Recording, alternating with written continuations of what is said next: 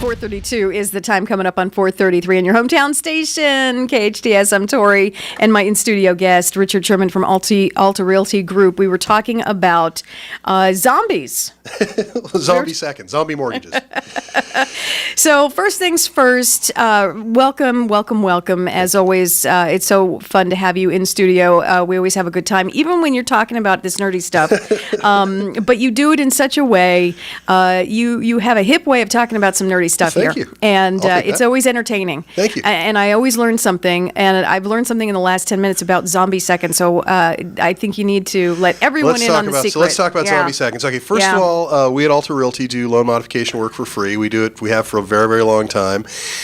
Basically, we get in there, we liaise between the client and the bank. We know what the rules are. We know how to get these things done. We know how to pressure the banks. Many times with KHTS's help, we get in there and we force banks to reevaluate your loan, give you something that's more affordable. Can't promise you an outcome, no matter what the file is, but I can promise you we'll work our tails off and we'll do it for free.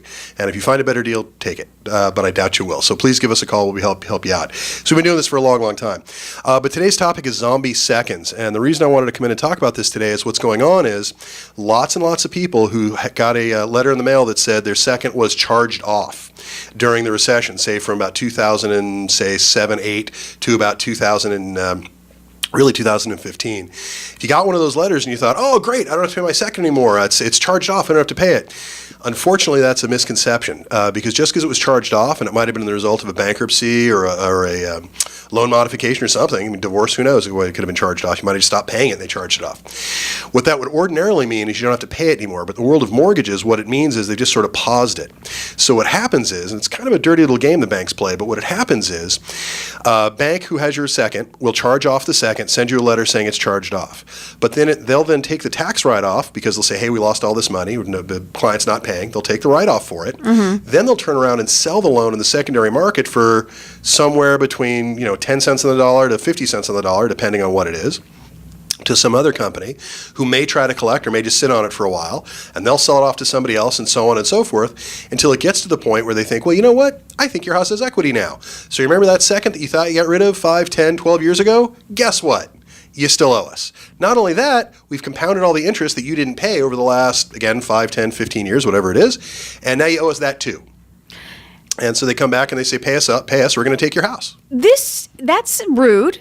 More than a little. Yeah, it's also dishonest. You cannot both take the tax write-off, say, I've lost this money because we're not getting paid, and then turn around and sell that commodity in the secondary market for anything, frankly.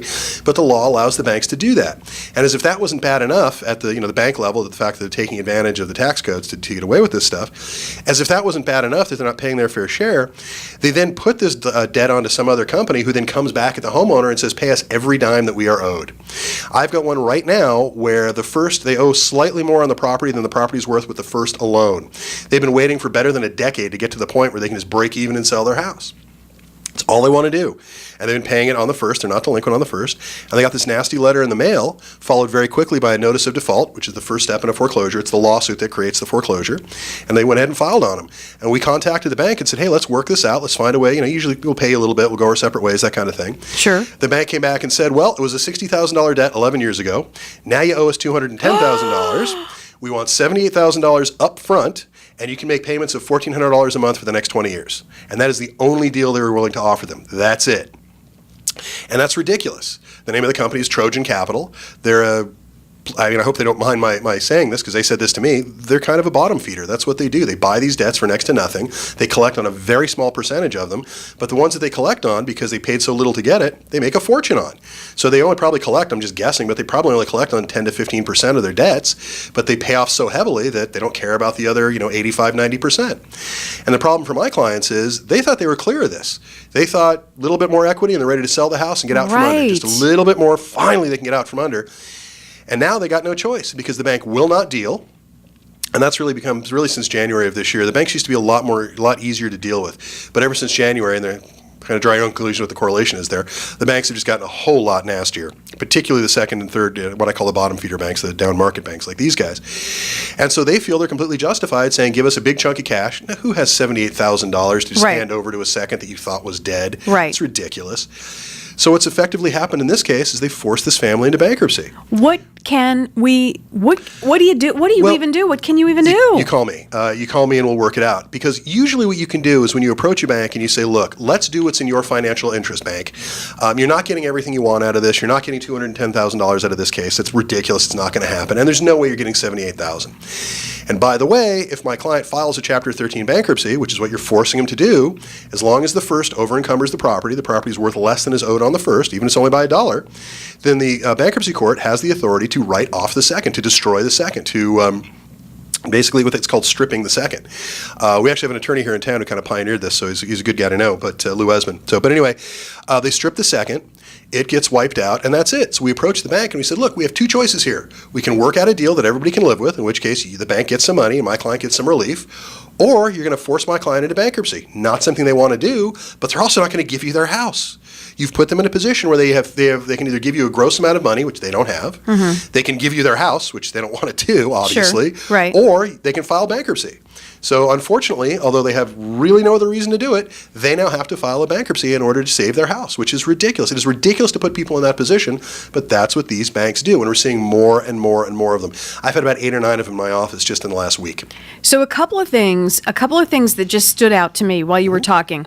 The first thing is if you get a letter that says it's been charged off, don't just do the hand swipe and think we're good to go. Don't celebrate. Yeah, there's no celebration. It doesn't mean what you think it does. Because it's going to come back, and that's why you call it a zombie. That's right. They come back from the dead. You thought it was dead, and it's now crawled out of the grave to come and get you. So, come and eat your brain. So that was the first thing that stood out. The second thing is, if I even got anything near a letter of sorts, I'm calling you. Where can I call you? What's your email? What is your website? No problem. Our office is in Valencia. We've been at this for a long time. Very easy to find. My name is fairly unique. It's spelled Szerman. I love that. You can Google me and find out all sorts of stuff. Love the it. easiest way to get a hold of me is just call me on my cell phone, 661-714-1400. That's my cell. I answer that cell 24 hours a day, 7 days a week, which my family just loves. But 661, people in trouble, 661-714-1400. You can also text me. That's fine too. And I'll give you my standard disclaimer. If you feel the need to call me at 2 in the morning, that's totally fine. I'll answer the call. It's not a problem. Just please be aware that the quality of the advice that you're getting at 2 in the morning is a direct proportion amount of sleep I'm losing. So just bear that in mind. So I'm a little slow on the uptake, that'd be why. But you can call me at that number. You can text me at that number. I also have a website, which is, again, just my name, www.richszerman.com.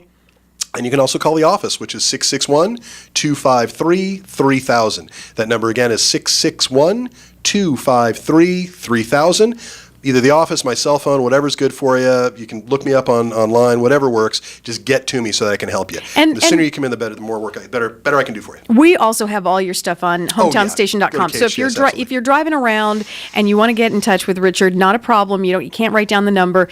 Go to hometownstation.com or call us here at the station. You know how to get in touch with us. Absolutely. Richard, it's always a pleasure. Love coming in. We have such a fun talk and about stuff that I just don't understand at all. And I learned something every time you come in here. So thank you so much. Got a mortgage, you need to know this stuff. You do need to know, but we don't. We do. That's why the banks get away with this. Richard, listen. You sign your mortgage. Let me just tell you, the thing is a phone book. Halfway through, you continue to sign, and quite honestly, it's just like, whatever. Just sign. Just keep going, and we get ourselves into a little bit of a bind by doing that and not really knowing everything we should know. So it's good that people like Richard Szerman are around to help us. Thank you. And again, we help you totally for free. So if there's no charge to this, we'll be happy to help out. This is what we do. This is what we do. What a guy. 714-1400, 714-1400. Richard, always a pleasure. Happy Thursday to you, buddy.